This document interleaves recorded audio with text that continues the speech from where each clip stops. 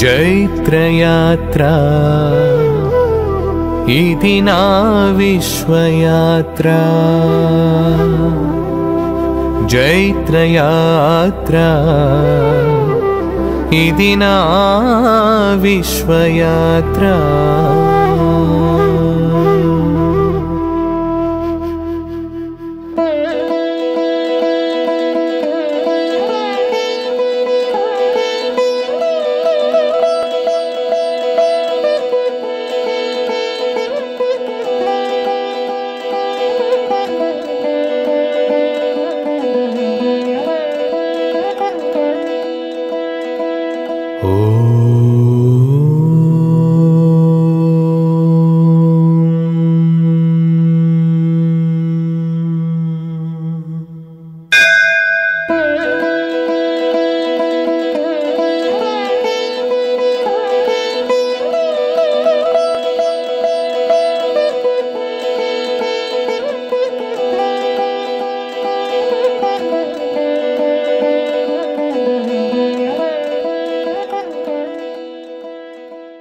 గురుదేవులను ముందుగా సత్కరించుకోవడం మన ధర్మం కనుక మనందరి తరపున శ్రీ ప్రసన్న గారు మాధవి గారు దంపతులు గురు దంపతిని సత్కరించడానికి వేదికపైకి రావాల్సిందిగా ఆహ్వానం పలుకుతున్నాము.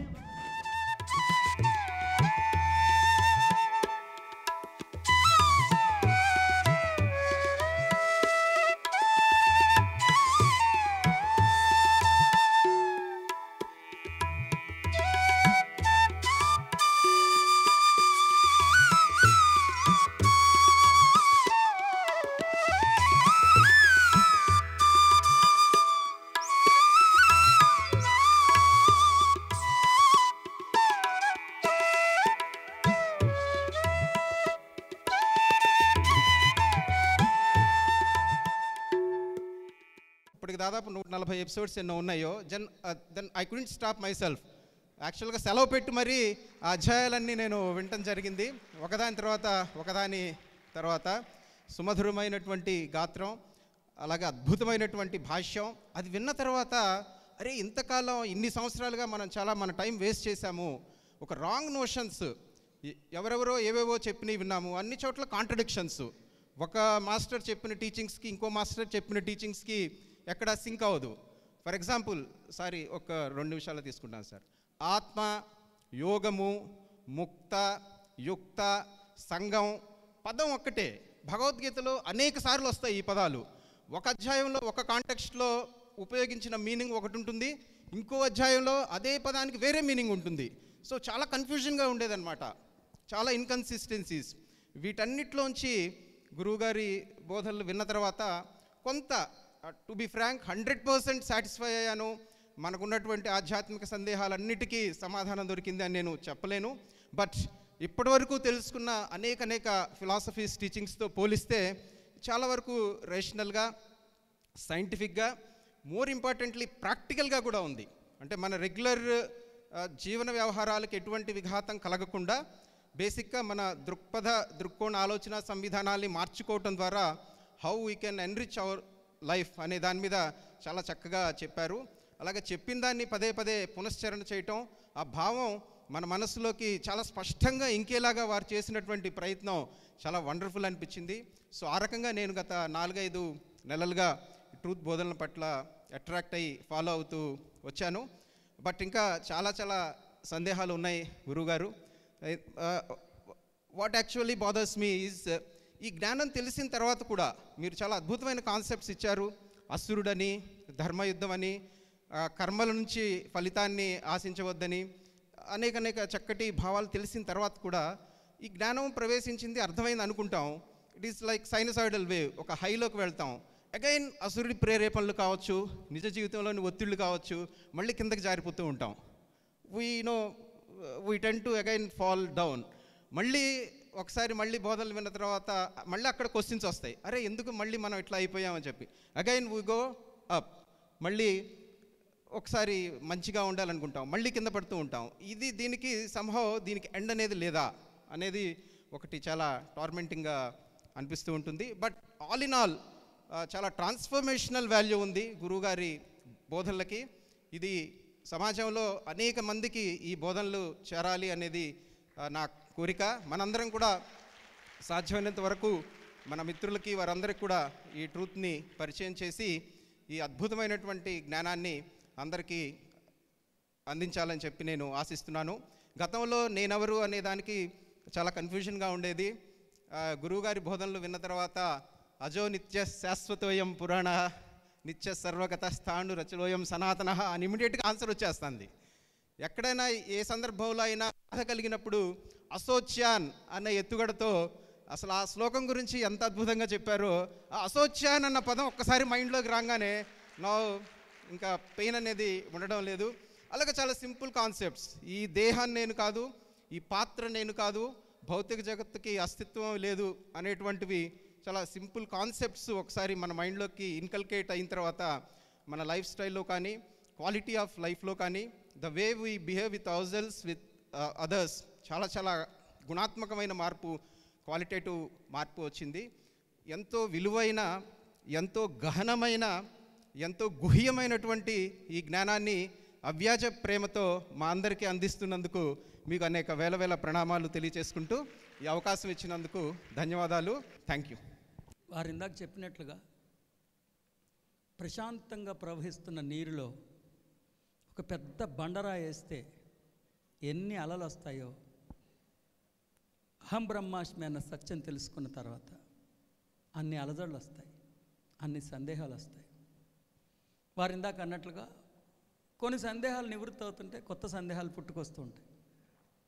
నాతో పాటు జర్నీ చేసిన వాళ్ళందరూ స్టార్టింగ్లో ఇలా అభివ్యక్తీకరించిన వాళ్ళే.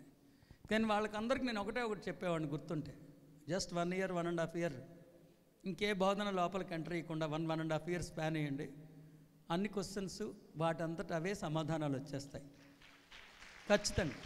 అది మీ అందరూ మనందరం అది అనుభవించే ఫస్ట్ 1.5 yearలో ఒక క్వశ్చన్కి ఆన్సర్ వస్తుంది, మళ్ళీ ఇంకో తిరకాసు క్వశ్చన్ వచ్చేస్తుంది.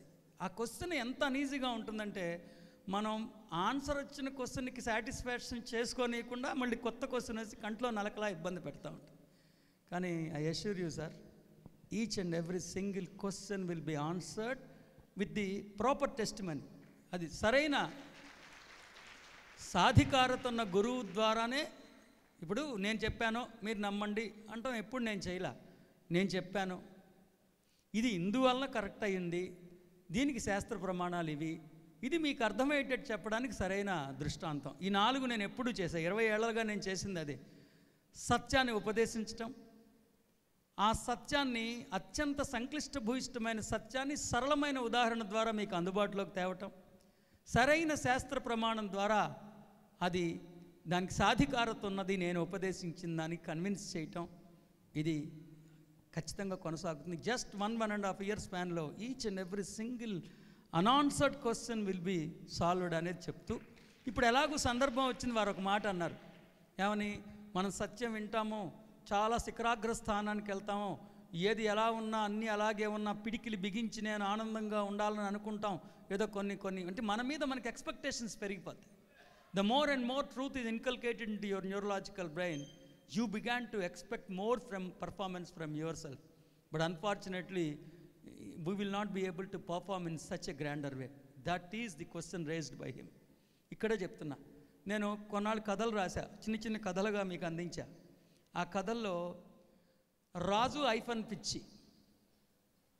ఒక ఊళ్ళో ఒక తాత మనవడు మంచి స్నేహితులు, వాళ్ళకి విడిగా స్నేహితులు ఎవరు, తాతగారికి మనవడు స్నేహితుడు, మనవడికి తాత స్నేహితుడు. ఈ తాత మనవడు ఇద్దరు ఏదో కబుర్లు చెప్పుకుంటూ ఊరు చివరి బీడీ తాగుతున్నారు, ఇద్దరు కలిపి తాగుతున్నారు, తాత బీడీ మనవడు బీడీ తాగుతున్నారు. ఆ ఊళ్ళో రాజుగారు ఉన్నారు, రాజుగారికి పిచ్చి, మామూలు పిచ్చి కాదు, విపరీతమైన పిచ్చి, కానీ ఆయనే రాజుగారు. రాజుగారు వచ్చారు, ఈ మనవడు లేచి నుంచోలా, పిచ్చోడే కదా అని అంటే రాజుగారు వచ్చారు, తాత మనవడు ఇద్దరు బీడీలు తాగుతున్నారు, రాజుగారు వచ్చారు టీవీగా ఉందాగా, రావటం వెళ్ళి పెంట కుప్పల్లో ఏరుకుంటున్నాడు. వెంటనే మనవడు తాత వంక చూశాడు, చూస్తే తాత ఏమన్నాడంటే, రాజే పిచ్చి పిచ్చేరా ఏమన్నాడు, ఎంత రాజైనా పిచ్చి ఎవరిని వదలదరా, రాజే పిచ్చి పిచ్చే అన్నాడు. తర్వాత మళ్ళీ రాజుగారు వెళ్ళిపోతున్నప్పుడు మనవడు లేచి నుంచి నమస్కారం పెట్టలా. మళ్ళీ తాత నమస్కారం పెట్టి మనవాడిని కూడా పెట్టమన్నాడు. అదేంటి అన్నాడు, పిచ్చి పిచ్చే రాజు రాజేరా అని. అలా మనలో 2 క్యారెక్టర్స్ ఉన్నాయి సార్. ఒకటి బ్యూటిఫుల్ కాన్షియస్నెస్, విశ్వవ్యాప్తమై అలరాడుతున్న గాడ్, ఎప్పుడు ఎప్పటికీ అంతటా ఉండగలిగే ఒక దివ్య చైతన్యం ఒక పాత్ర. ఇంకోటి అతి సాధారణమైన మానవుడు, తన జీవితంలో జరిగే ప్రతి ఇబ్బందికి ఎవరినో ద్వేషించి వారి మీద కక్ష పెంచుకోమని ద్వేషం, పగ, ప్రతీకారంతో రగిలిపోయే మానవుడు, చిచ్చుబుడ్డి మానవుడు. ఇందాక చిచ్చుబుడ్డి వచ్చింది చూసారా, ఒక నిమిషం ఉంది, రేజ్ అవుద్ది, టోప్మని పడిపోద్ది. కొన్నాళ్ళు పుట్టేసి, కొన్నాళ్ళు పెరిగేసి, కొన్నాళ్ళు సాగేసి చినిపోయి చచ్చిపోయే మానవుడు ఒకడు. చావంటే ఏంటో తెలియని అజరామర మూర్తి ఒక ఆయన. ఇంకోళ్ళు ఏమన్నారు, ఆద్యాంతము వర్తించని అజరామర మూర్తి దైవం. ఇంకోటేమో అతి సాధారణమైన మానవుడి యొక్క పాత్ర. మీకు సత్యం యొక్క పాళ్ళు పెరుగుతున్న కొద్దీ విచక్షణ జ్ఞానం పెరుగుతుంది, వివేకం పెరుగుతుంది. వ్యవహరించకూడని రీతిలో వ్యవహరిస్తున్న వ్యవహారం నా వ్యవహారం కాదని అర్థమవుతుంది. అప్పుడు వ్యవహరించకూడని రీతిలో వ్యవహరించిన వ్యవహారంతో ఎలా వ్యవహరించాలో మీకు అర్థమవుతుంది. మనం sometimes we are miserable failure in conducting ourselves. We want to present ourselves in a grander way. We want to go and celebrate our life in higher realms, but unfortunately we'll be miserable failure. So the beautiful spiritual knowledge will teach you how to handle with your failures. నువ్వు వ్యవహరించకూడని రీతిలో వ్యవహరిస్తే ఆ వ్యవహారంతో ఎలా ఇది అర్జునుడు అడిగాడు కృష్ణుడిని. ఇది కృష్ణుడిని అర్జునుడు అడిగాడు. ఎన్నోసార్లు నేను ఎంతో హుందాగా ఉందామనుకుంటాను, అంత హుందాగా ఉండలేకపోతున్నాను, ఆ ఉండకూడని రీతిలో ఉన్న దాంతో నేను ఎలా వ్యవహరించాలి? దానికి ఆన్సర్ ఒక్కటే, అలా ఉంటున్నది నేను కాదని గుర్తెరగాలి. అది డూయింగ్ కాదు, హ్యాపెనింగు. నాలెడ్జి, మీ స్వయం గురించి, మీ ట్రూ ఐఆమ్ గురించి, ట్రూ సెల్ఫ్ గురించి మీకు ఎంత నాలెడ్జ్ వస్తూ ఉంటుందో అంతగా విచక్షణ జ్ఞానం వస్తుంది, వివేకం వచ్చేస్తుంది, సపరేషన్ ఫ్రమ్ హ్యూమన్ సెల్ఫ్ వచ్చేస్తే ఓషో అన్నట్టుగా ఈ గదిలో ఎంతమంది ఉన్నారని అడిగితే ఓషోతో కలిపి 4 ఉంటే ఓషో అన్నాడు, ఇంకో ఆయన ఉన్నాడు అన్నాడు. ఇంకో ఆయన మొత్తం ఓషోతో కలిపినా కూడా ఇంకోళ్ళకి ఎక్కువ చెప్పాడు. ఇంకోటి ఎవడంటే అది ఓషో అన్నాడు. ఓషోకి నీకు సంబంధం ఏంటంటే మీరు నాకు దగ్గరగా ఉన్నారు, ఓషో మరీ దగ్గరగా ఉన్నాడు, కానీ ఓషో నేను కాదు అన్నాడు. ఆ సపరేషన్ మీకు వచ్చేస్తే చాలు. అదే భగవద్గీతలో చెప్పింది. ఎస్ శ్రీనివాస్ గారు, శ్రీమతి పద్మ దంపతులు ఫ్రమ్ రాయవరం ట్రూత్, వారు ఈ ఆవిష్కరణ పత్రాన్ని గురువు గారిచే విరచించబడినటువంటి ఆలయం అనబడే దివ్య గానం ఆవిష్కరణ పత్రాన్ని ఓపెన్ చేయవలసిందిగా కోరుతున్నాం.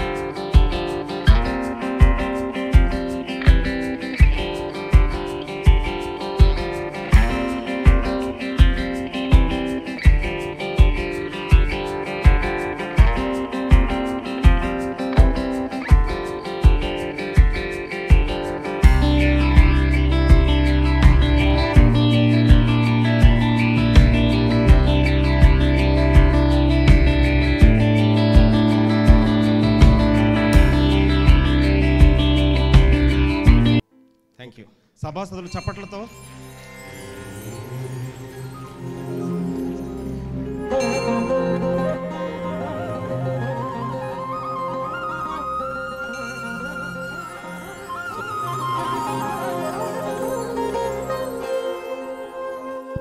Close your eyes.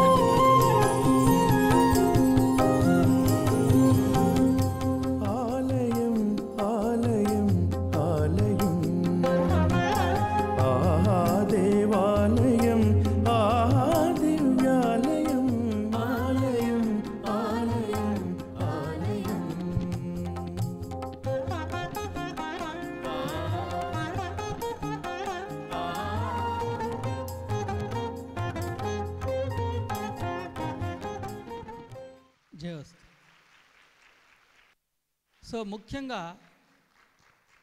ఆలయం అంటే అర్థం ఏంటో, ఆలయంలో ప్రదర్శన ఎందుకు చేస్తాము, ఆలయంలో మనం హారతి ఎందుకు ఇస్తాం, చెంపలు ఎందుకు వేసుకుంటాం, ఇలా